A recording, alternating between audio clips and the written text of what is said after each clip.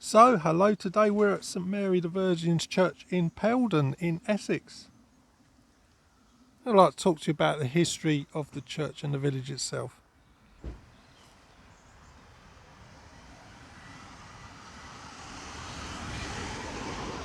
So Peldon is a village in Essex. It's 1.9 miles from Great Wigborough and 1.7 miles from Mersey Island.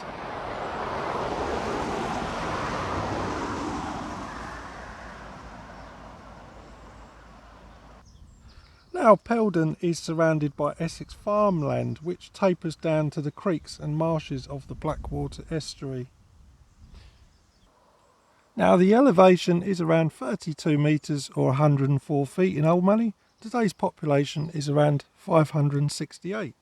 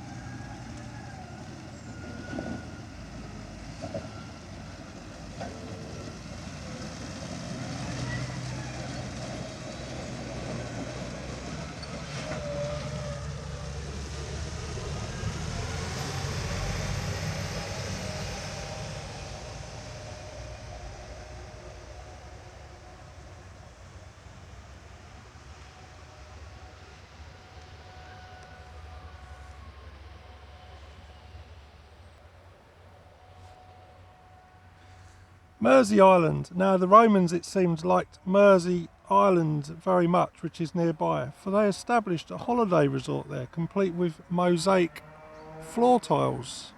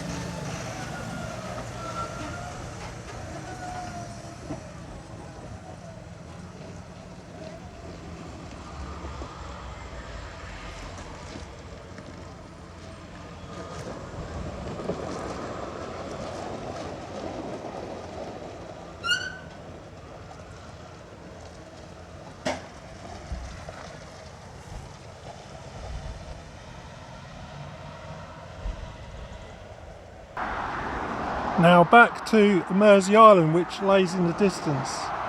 For Peldon's location was key, for it would be gatekeeper to the stone causeway of that island which we look at ahead of us.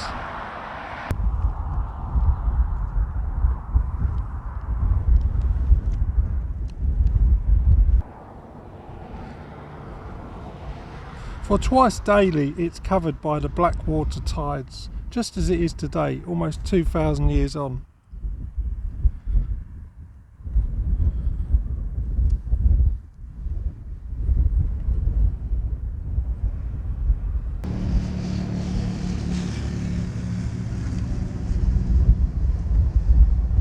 So now we walk back to Peldon.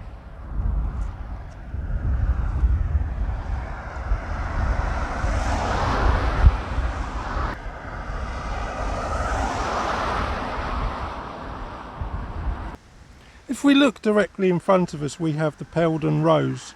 Now where the Peldon Rose stands, we see the ancient trade routes. For this road goes off to Malden, and this road goes off to Colchester, a city which was built in 43 AD.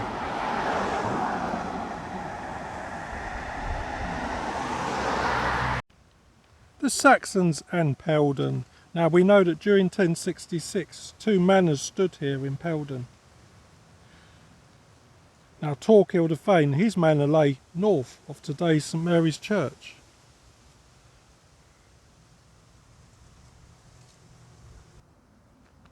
Now Torquil would hold on to some of his manors after the Normans landed in 1066. He's one of only a few Saxons to do so. The Normans at Peldon.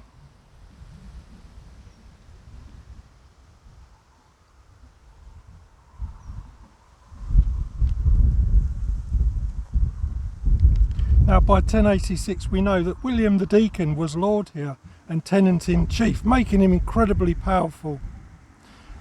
And unusually in 1086 a church was here granted by William the Conqueror himself.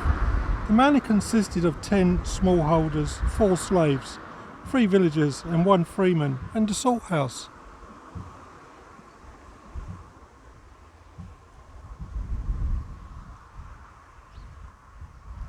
So the good folk of Peldon said it'd be fine if I filmed them whilst they have their lunch. It's very kind of them. Now William the Deacon would leave this manor to the bishops of St Paul's of London.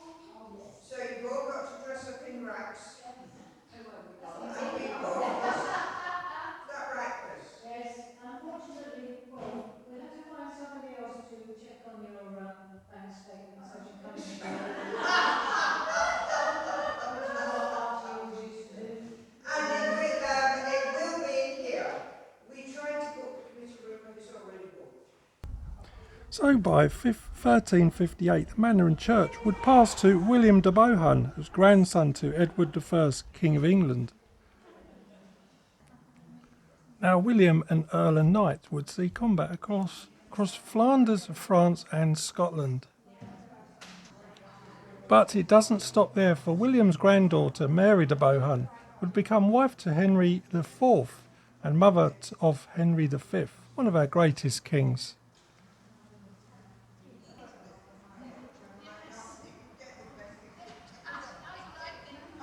Okay everybody, goodbye!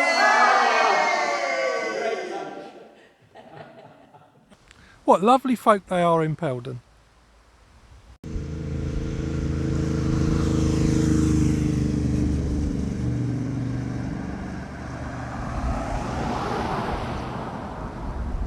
John Ball and the Peasants' Revolt.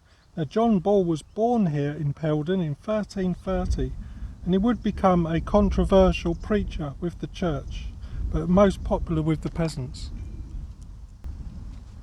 Now by 1381 the Peasants' Revolt had massed on Blackheath in London,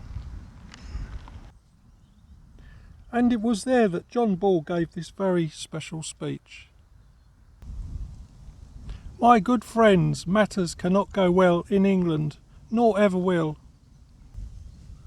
until all things be held in common, when there shall be neither vassals nor lords, when the lords be no more masters than ourselves.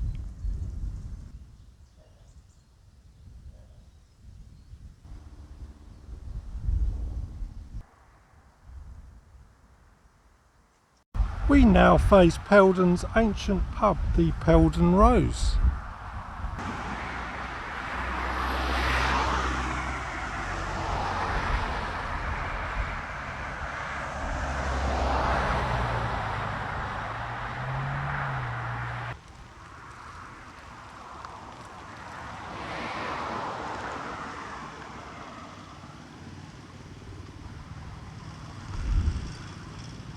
Built in the 15th century, it's outsurvived all the other properties which once stood here. And positioned on the junction from Malden and Colchester. It was also a refuge for those who were beaten by the high tide onto Mersey Island, which lays behind us.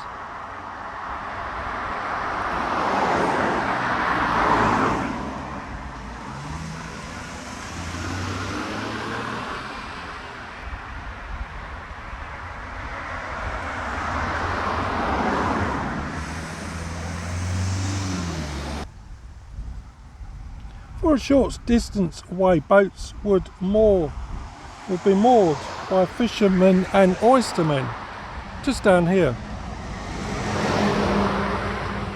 Today the land is reclaimed. From the land the farmers, the shepherds and labourers would come. The Rose must have been a very busy place indeed.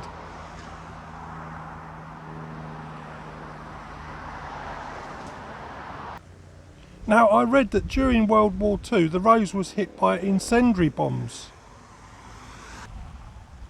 The burning magnesium sticks landed on this roof, and the fairground family, the Downs, were camped opposite and came rushing over.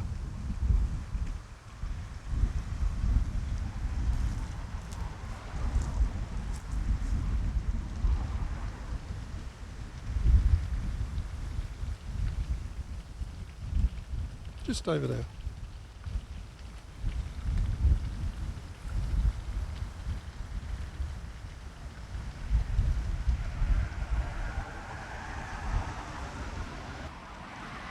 Using long sticks, they removed the burning magnesium and helped save the Rose, and I hope they got a pint out of it. And what a lovely old building it is.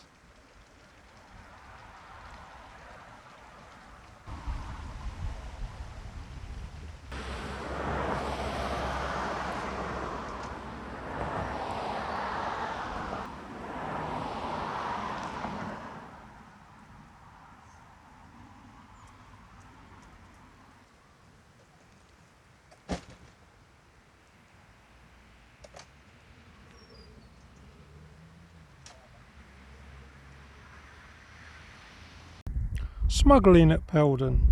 In centuries gone by, smuggling was rife in these parts.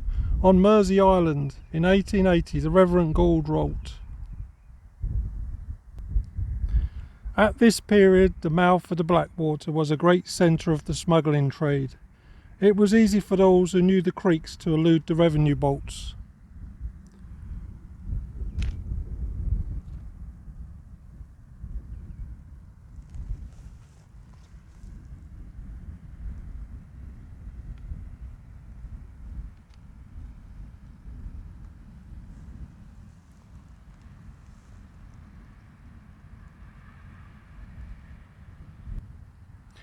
For every farm and tavern was ready to run goods and harbour to smugglers.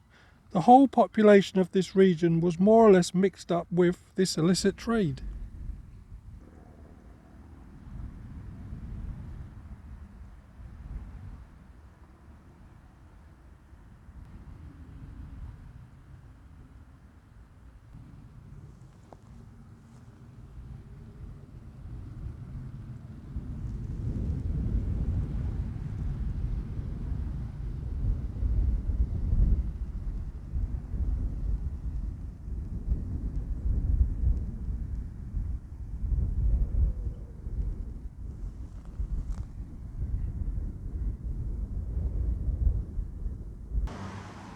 The landlady of the Rose at that time was Jane Pullen, and she gave an account.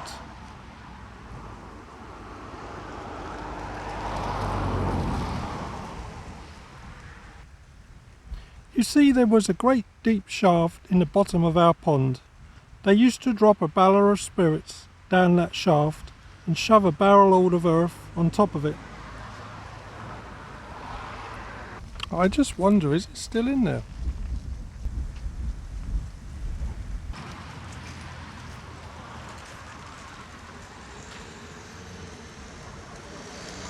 Earthquake of 1884.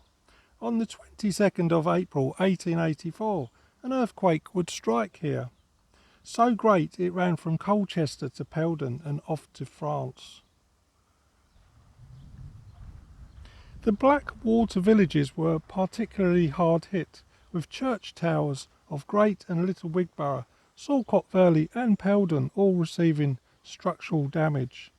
Now Peldon's tower in front of us has a notable lean, even to this day. And here we are at Peldon's Plough Pub, which is centrally located in the village, and I believe it's built in around the 1800s. Peldon and the Zeppelin. On the night of the 24th of September 1916, a German Zeppelin L33 crash landed where we stand in Little Wigborough. It's just 2 miles from Peldon. And I have a photograph of the very scene.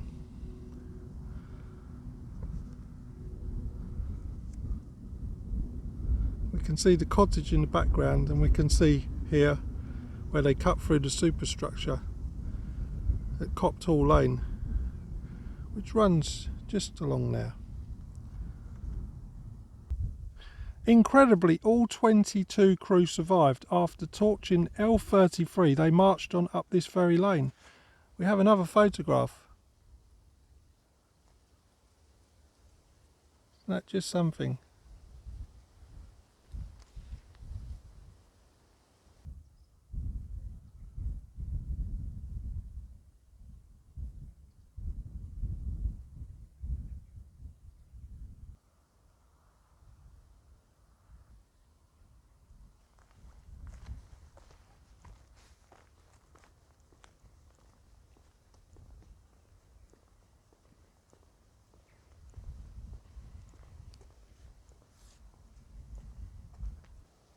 Led by Captain Alois Bocker, they threw their weapons and carried on marching.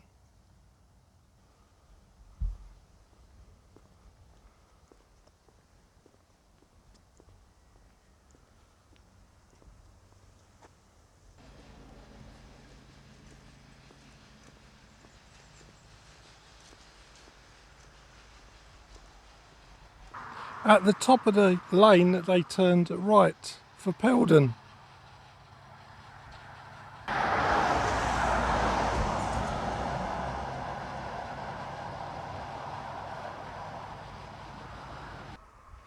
Meanwhile, Special Constable Nicholas, hearing the explosion, jumped out of his bed and made his way here on his bicycle.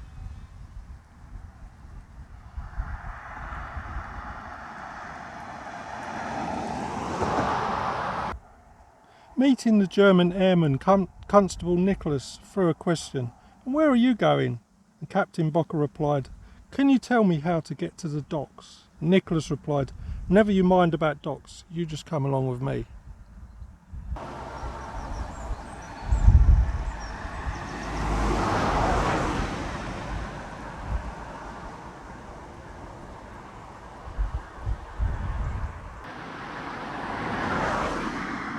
Now, on the way to Peldon, they were met by Sergeant Edwards. The 2 policemen escorted the Zeppelin crew to Peldon's post office.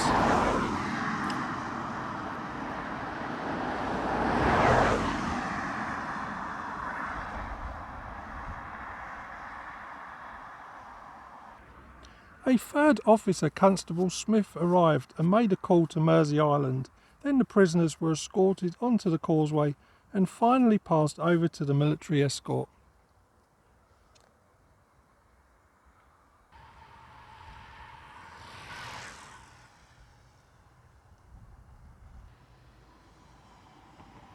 So coming up to the present, we've got Peldon and Wigborough's Community Hall.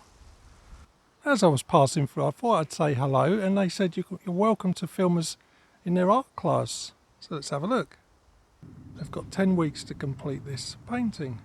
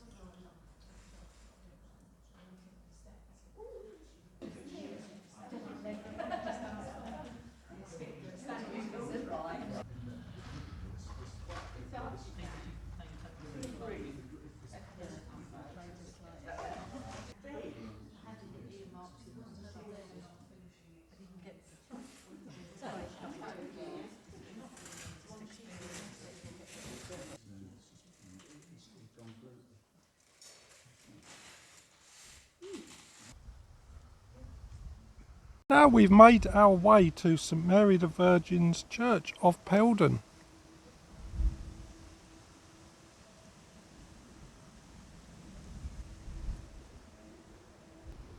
The walls are built from mixed rubble and brick and limestone dressings.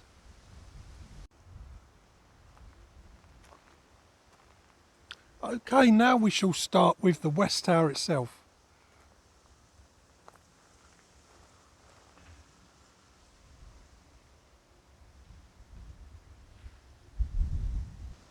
It's built around the year 1400 and it's built in 4 stages.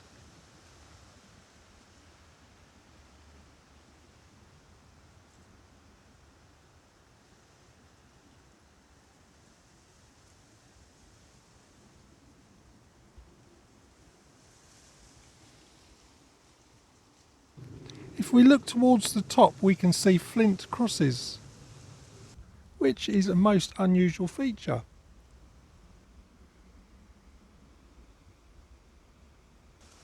If we look at the second and third floors, each have a window.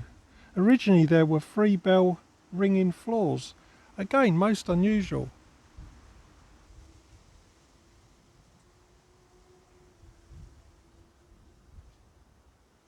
And right at the very top we've got an embattled parapet.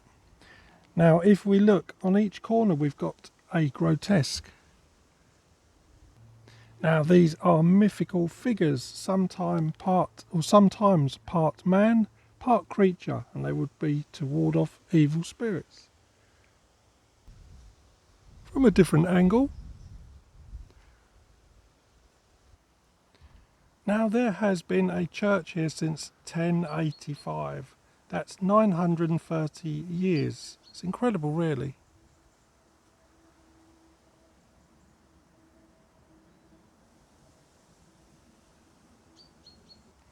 Now the original Saxon church was dismantled and rebuilt into this very wall in the 12th century.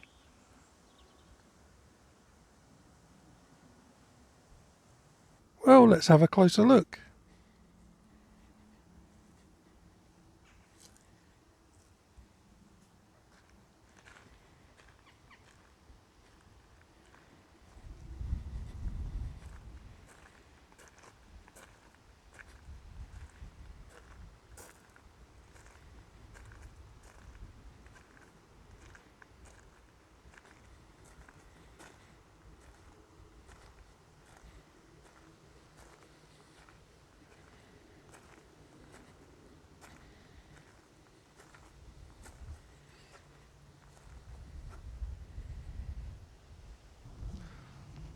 So starting left of the porch, the window and brick wall were likely built in the 1859 renovation.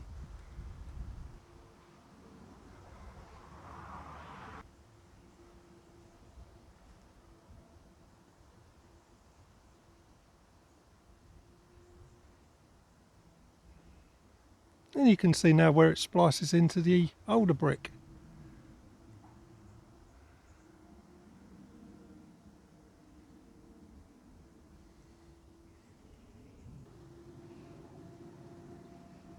Now just look at this sturdy 16th century brick buttress.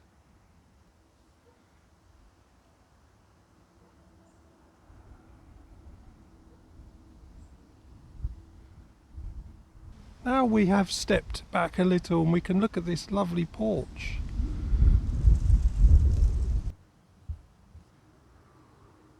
For it is full of character and was rebuilt in the 15th century. So how old was the original?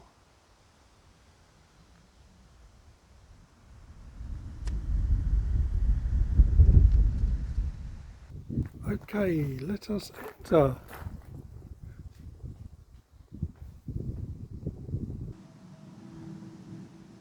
So we're going to look at the roof. We start off with the moulded tie beam which supports a central king post truss in oak.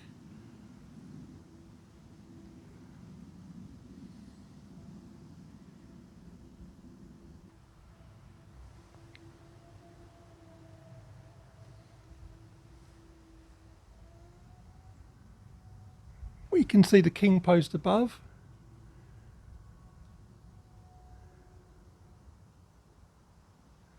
The main beam there.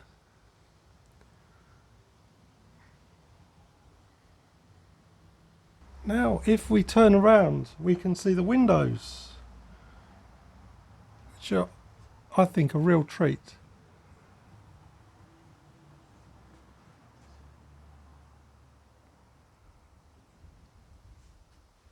So notice how the carpenter has used traceried carving or traceried carvings around each window opening.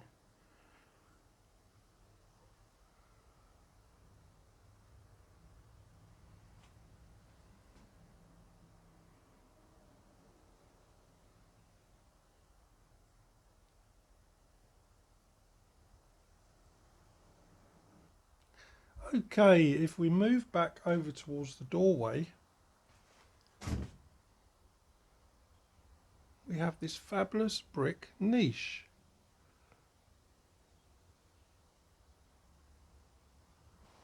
Now this is 16th century. Now once a statue of Mother Mary would have stood here. And above we have a trefoiled corbel table in brick. It's amazing it's withstood the earthquake. You can make out on the left some repairs, but it's more or less intact.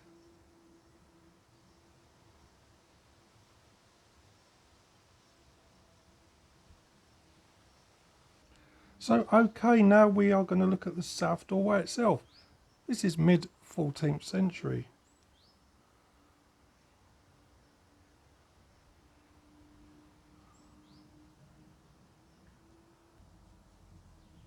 The stone moulded jambs, they support a two-centred arch.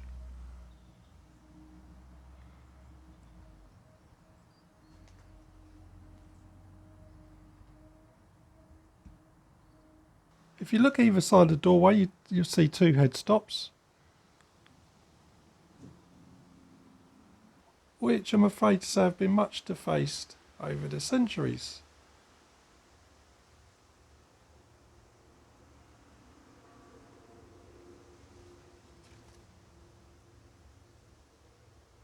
Now look to the right side and we have this incredible stoop. We can see that it's very finely decorated. It's 15th century and it's got leaves and branches in the corners. Now as each parishioner entered this door, they would dip their fingers into the holy water from the stoop and make the sign of the cross. If we look at the base of the bowl, we can see it's been smashed, possibly in the English Reformation of 1530.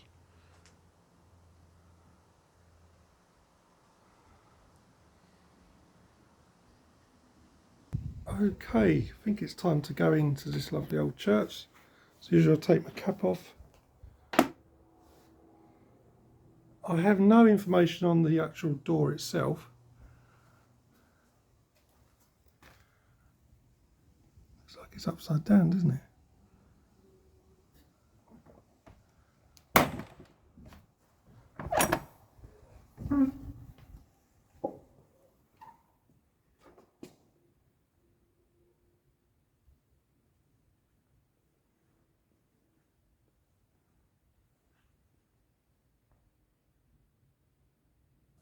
It's an absolutely beautiful day. Let's just have a little look at the south entrance.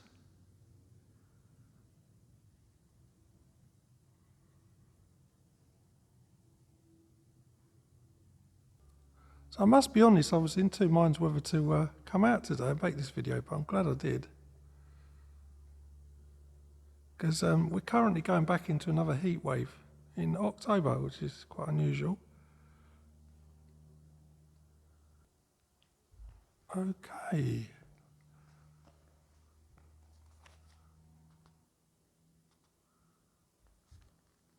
So now we're standing in the nave itself, which measures 47 feet by 24 feet.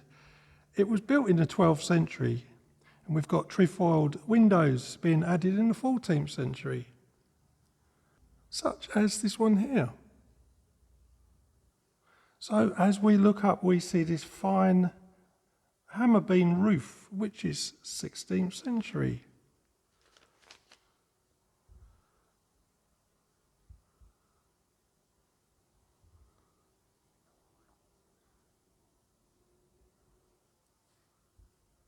Although it's heavily restored, we can see how each hammer beam truss rests on its own wall post.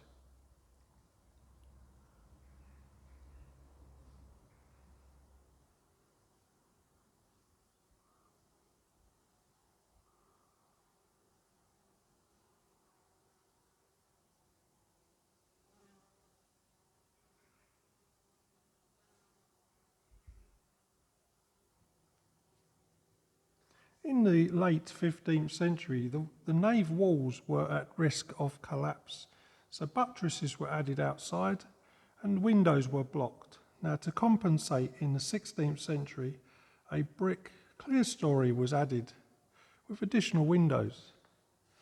We shall look at that now.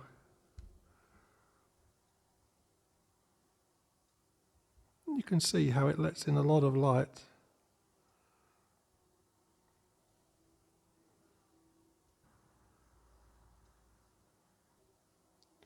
To the right of the south door are the rectors of Peldon. I highly recommend you read the church booklet,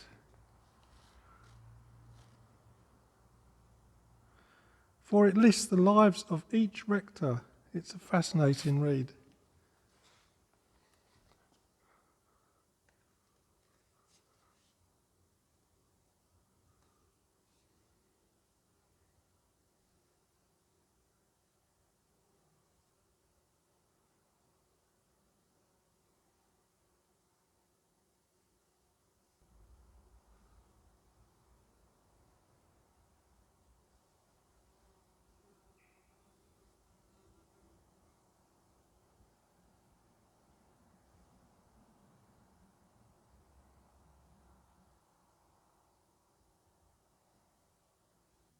Next, I would like to point out a floor slab in the west of the nave.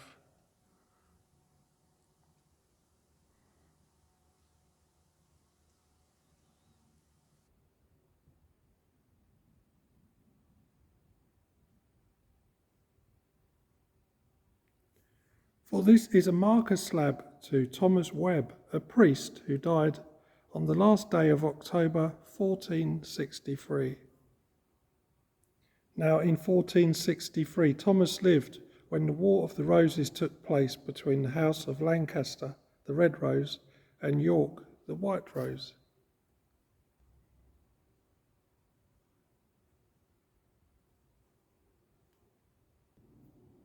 Right next to Thomas the Priest, we have a Norman 12th century font.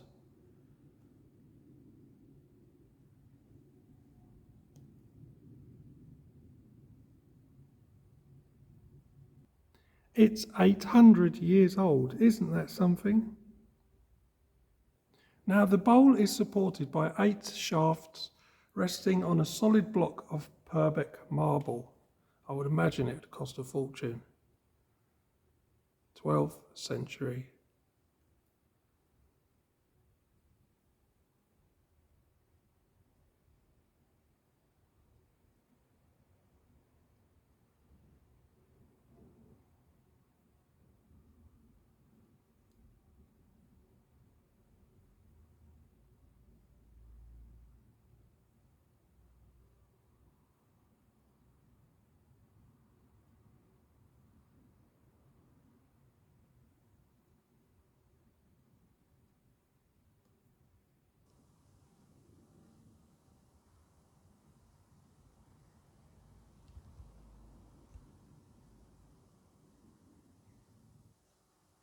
Now, the font rim once had lid fasteners attached, For in 1236 the Archbishop Edmund Rich declared, "Fonts are to be kept under lock and key due to witchcraft."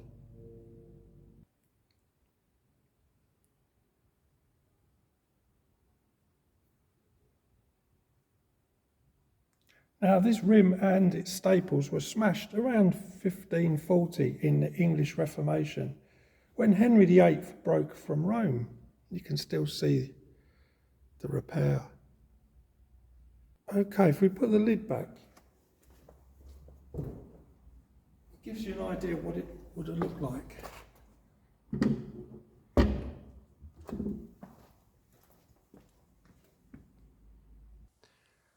This is the original 14th century West Tower arch. Now, it was actually rebuilt from the ground up by the Victorians. I believe they added 4.5 feet on the height.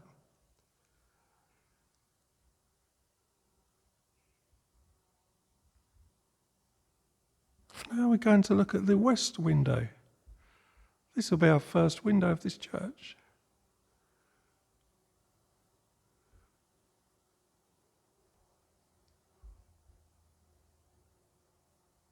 And it shows faith and hope, but I've got no more information than that.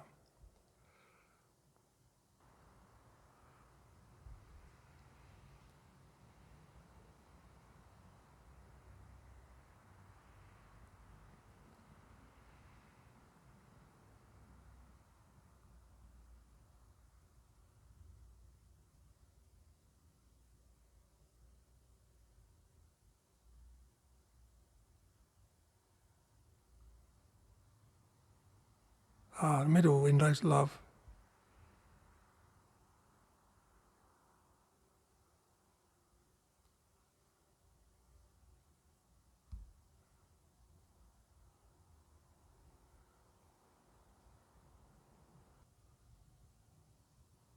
Now we shall look at the organ.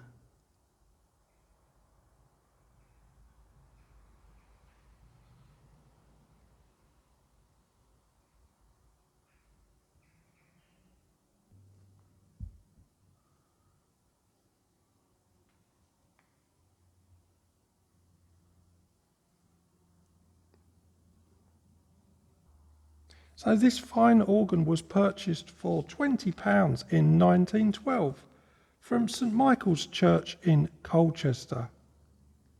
And it was moved here from the chancel in 1939. Just love the detail of all these pipes.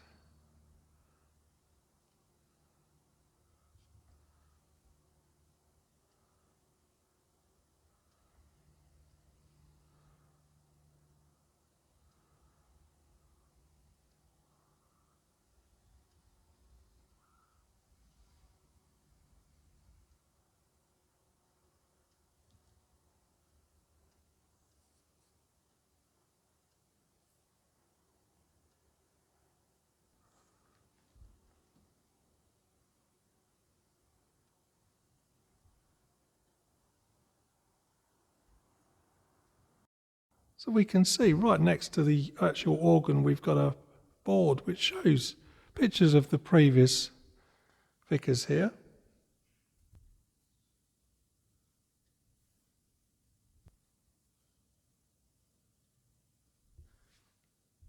There's a happy smile on this one.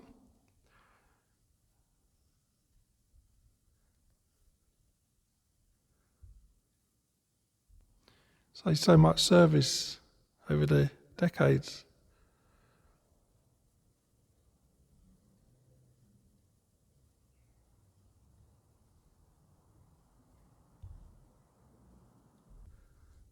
And then beneath that we have a prayer cross where you can add a prayer. And if we look right down onto the desk itself, we have the visitor's book.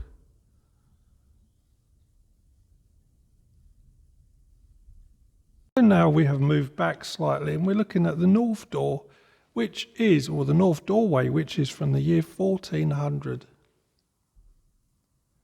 And if we look closely, we can see some of the detail from the original stonemason. I guess this would have cost quite a lot of money in its day. And if we follow it all the way down, we can see our contribution from 2015.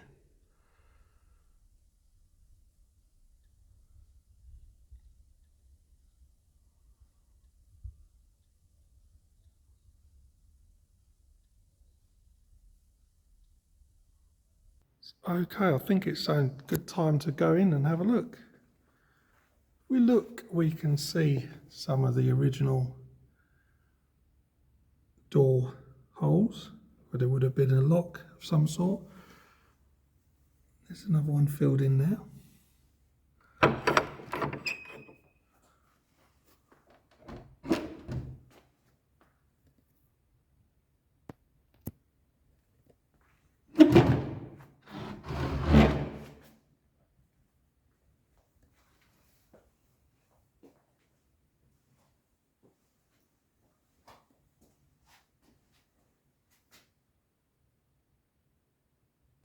So now from the inside we can see the rich carved stonework showing moulded shafted jambs.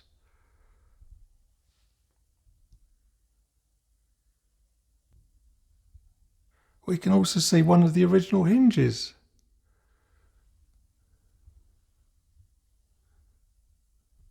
And also much defaced angel stops.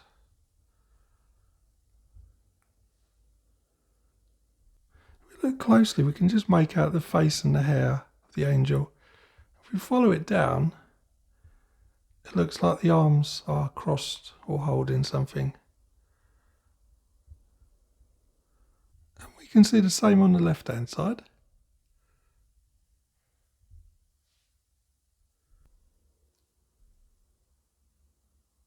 Now on this angel you can just make out the wing on the right shoulder.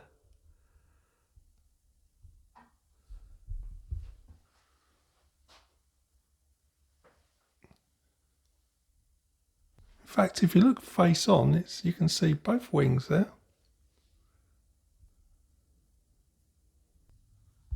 And the door itself is quite impressive.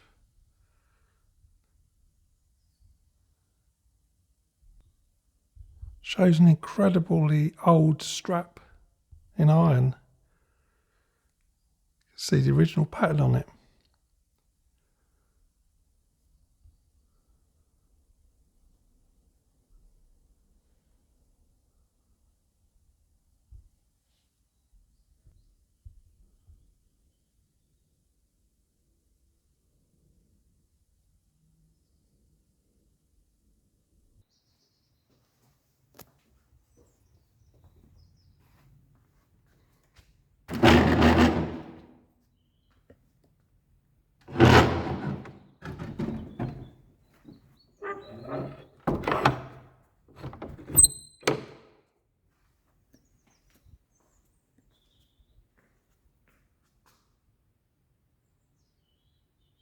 Now above the north door hangs an original George III coat of arms from the 1700s, and it was repainted in 1967.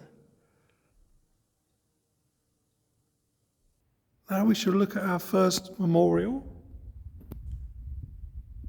And this is actually from World War I. It shows the 8 men who made the ultimate sacrifice from Peldon.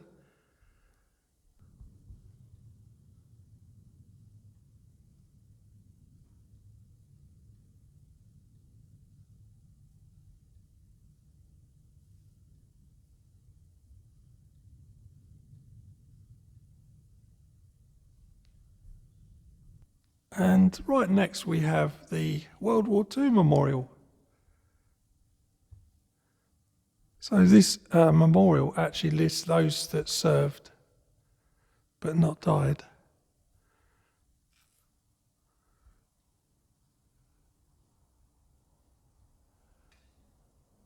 And also lists the women as well. And rightly so. And the last board is the roll of honour for all those that were in World War I. Now the roll of honour goes into great detail. Let's just have a little look.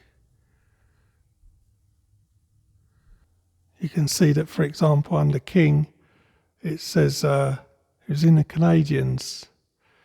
And then under King, you've got another King, petty officer. And then under him, you've got somebody who's in the Bedfords and the Essex regiment, and so on.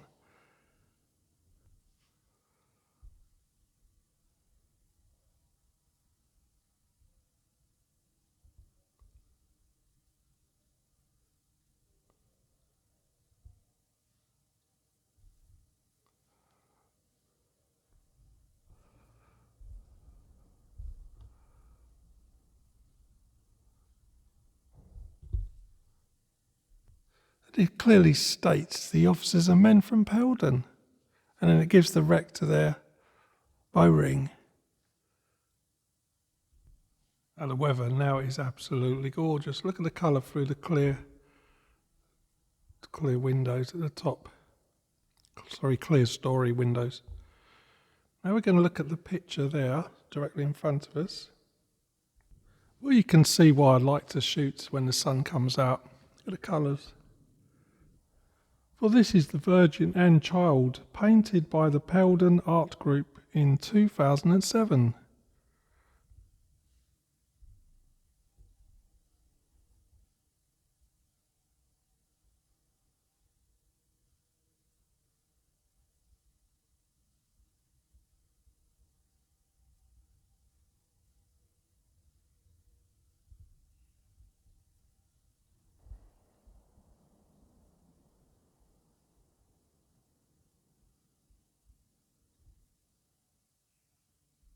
So next we are looking at the stained glass window.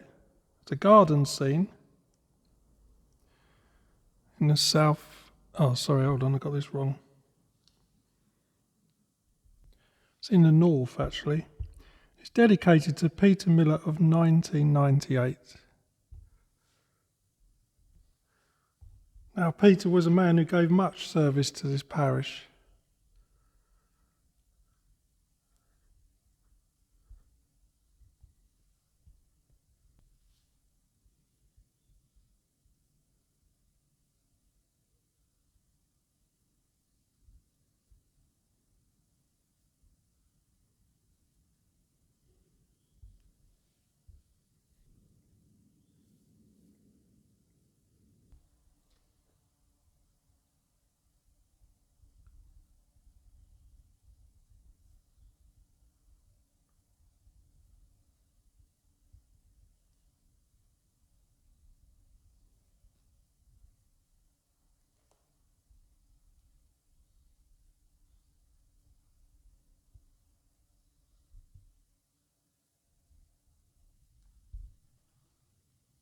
So our next window is on the south side. It's dedicated to Canon Lendon and his wife Mary, 1989. It's quite a new one, really.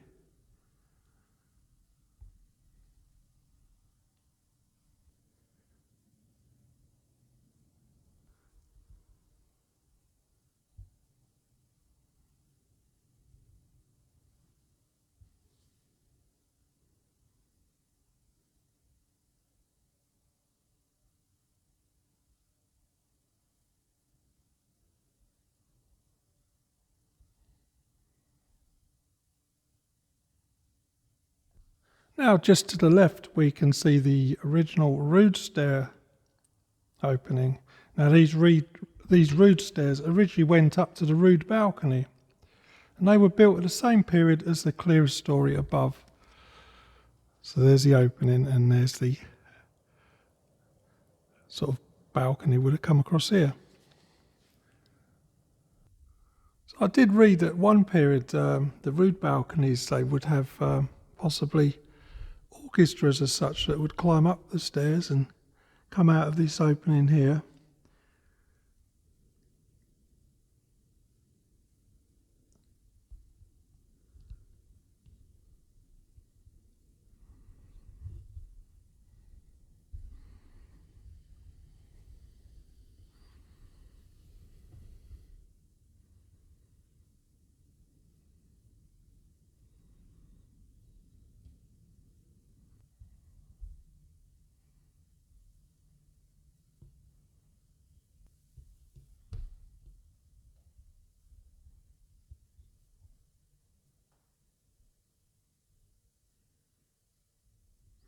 And here we have a story on a banner. It's fairly modern, isn't it, really?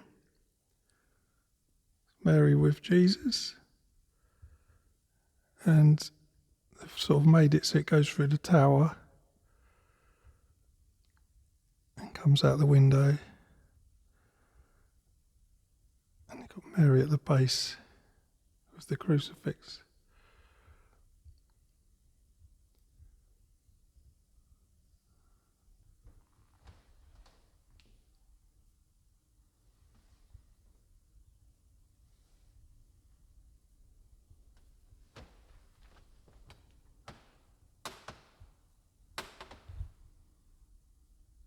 Now next we're going to look at the pulpit directly in front of us.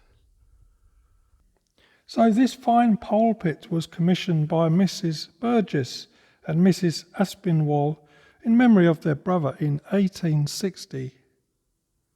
It is most beautiful, and you can see all the tracery there.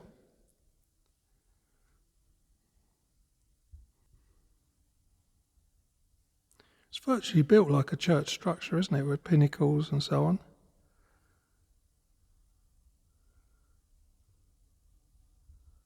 Even down to buttresses. I just want to show you something else.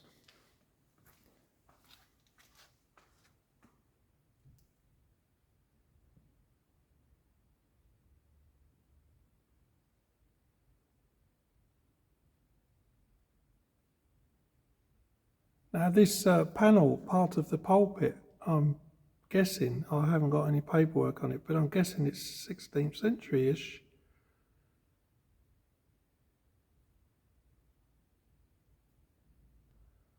Perhaps even the time of when the Mayflower sailed.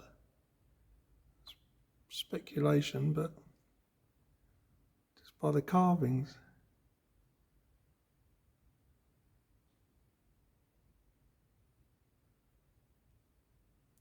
And everywhere you look, you'll find something in a church.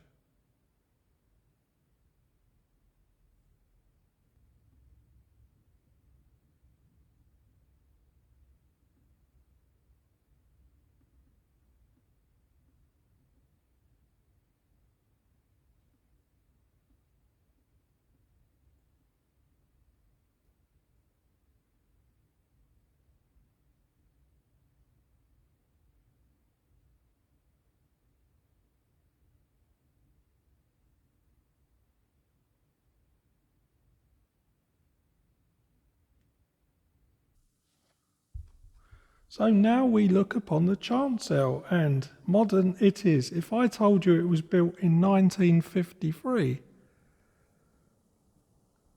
the previous chancel was actually 3 times in length.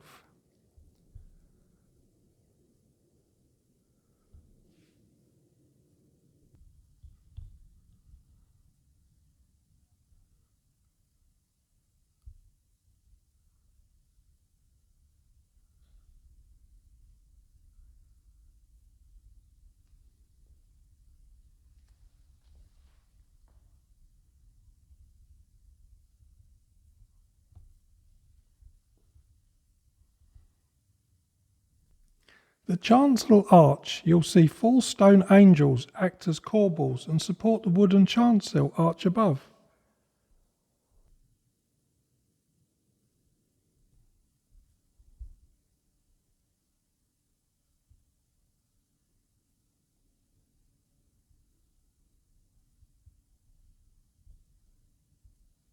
I'm just wondering, are they based on the 14th century angel stops in the going through the north doorway?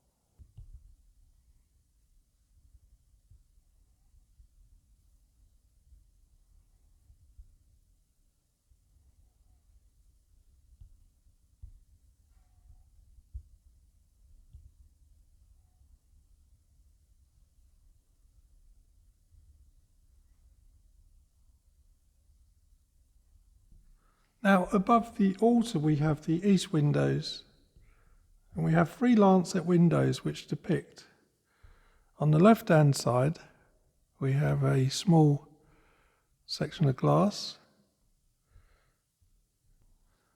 the Hebrew word for God. To the far right hand side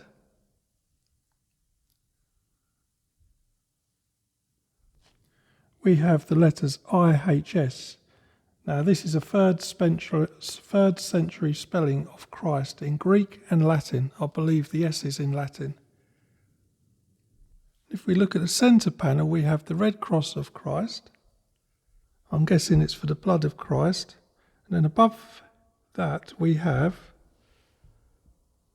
a descending dove. And if you look either side of the windows we have the 10 Commandments from God to Moses.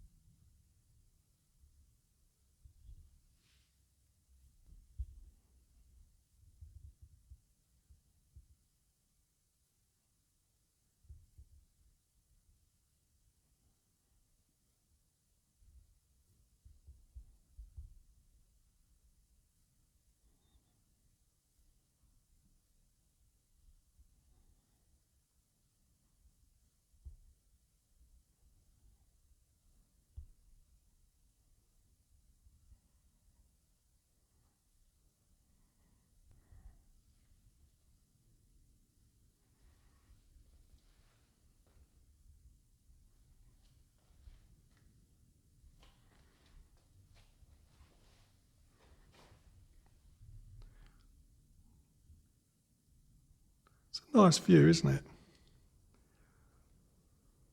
So you've got the clear story and the hammer beam roof. It's beautiful.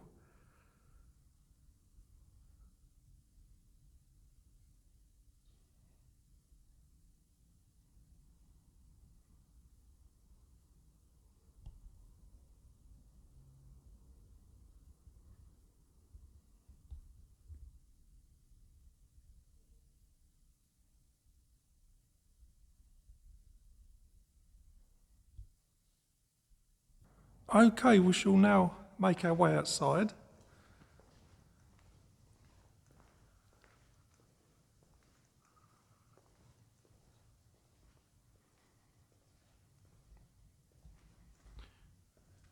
So Peldon Church is more or less open every day, so please visit. Look at that lovely view.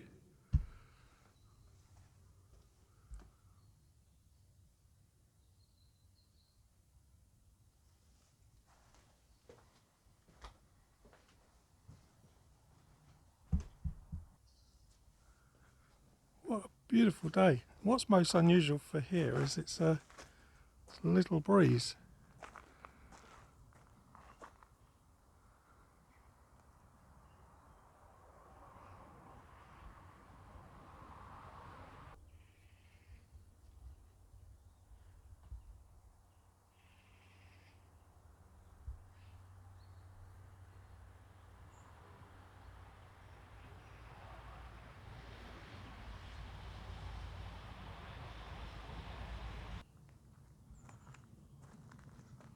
So if we look on the south wall we can see the 12th century masonry.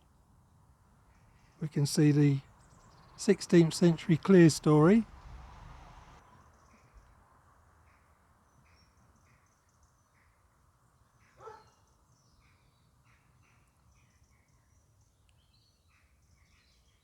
And we can also see a lot of Roman brick. Now these are over 1700 years in age. Imagine the Norman stonemasons setting here perhaps 850 years with the lime mortar.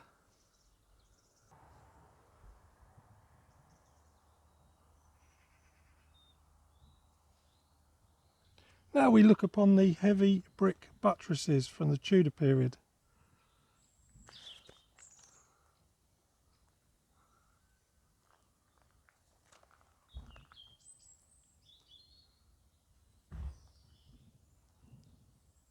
If we look from this angle, we can see, we notice the diaper pattern where the black header bricks are set in the wall.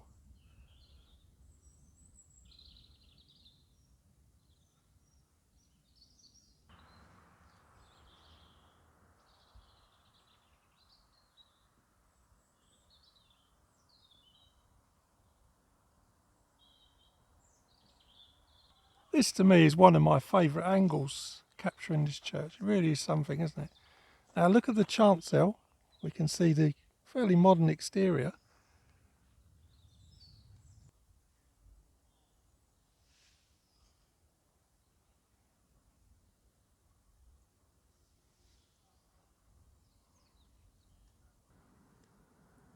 For the builders of 1953 used the original masonry from the old chancel.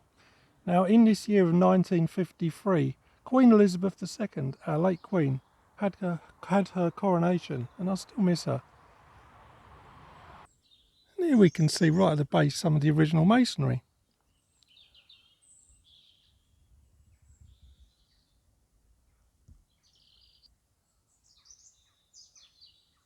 Now we've made our way to the north-east side.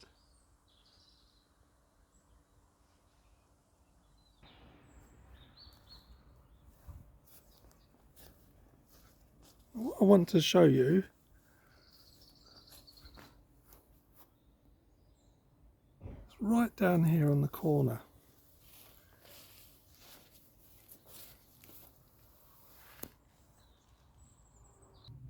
When this church was rebuilt in the 12th century, this dedication stone may have been blessed with holy water to mark the spot. There are two similar stones in the tower. There's so much we just don't know.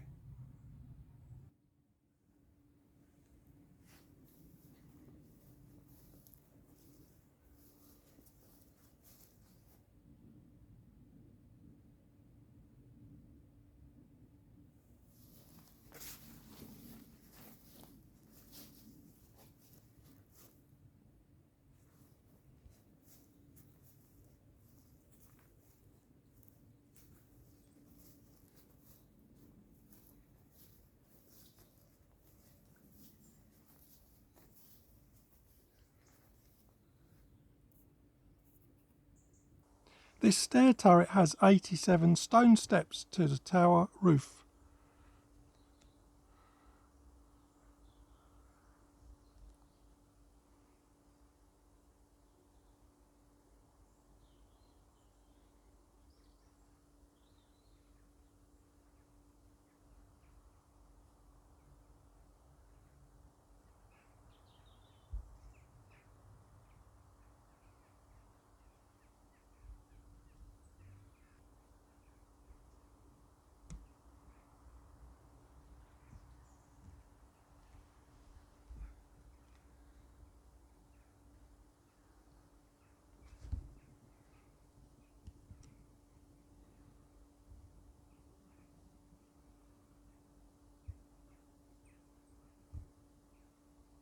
If we look directly in front on the north side, we can see a most unusual black flint cross.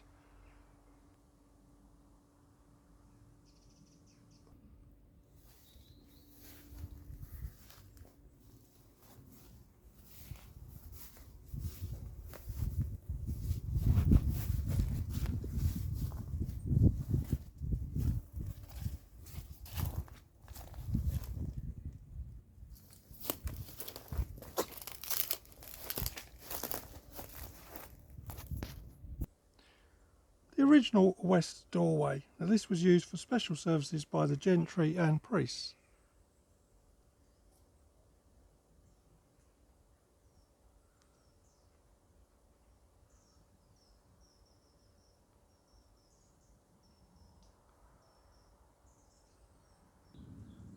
Set in the doorway jamb a face from the past.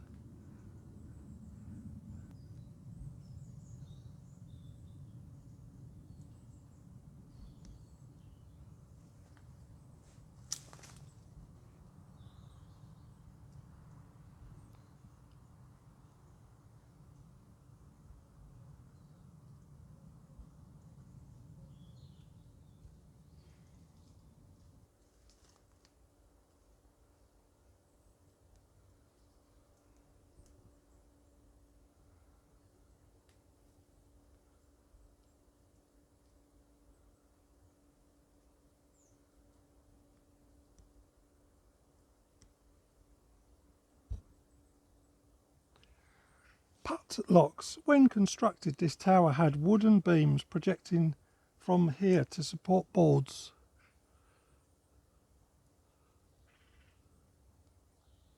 These were called putt locks, and if we look up we can see where the builders once stood in the year 1400.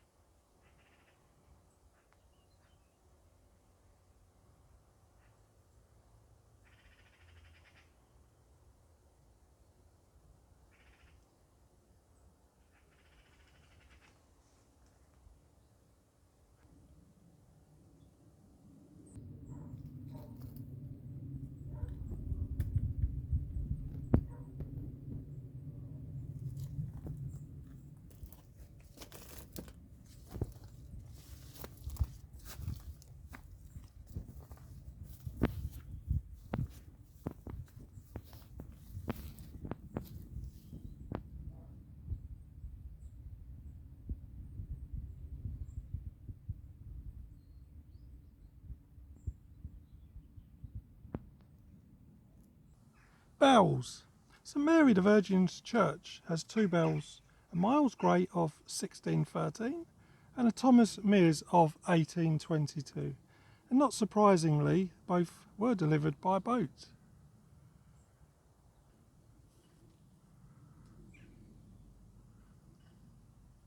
Today's St Mary the Virgin's Church is open daily and carries out baptisms, weddings and funerals, and is very active within the community. So I hope you enjoyed that, and thank you very much.